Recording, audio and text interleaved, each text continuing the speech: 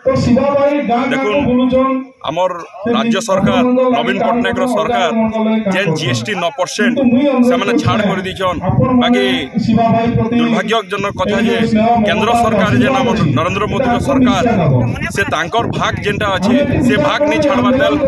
मुख्यमंत्री नवीन पट्टनायक 4 थर चिठी लिखि सारा फिटमेंट कमिटी के केंद्र अर्थमंत्री पठे बाकी से कैंसल करके पठेदेले।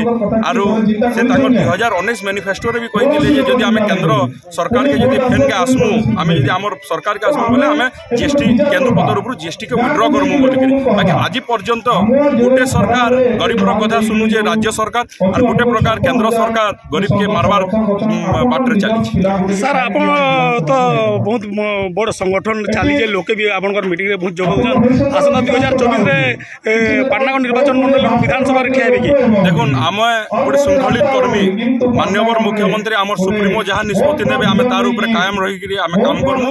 जदि से आमको जदि कहबे निर्वाचन लड़वा आम लड़वा रेडी अच्छे।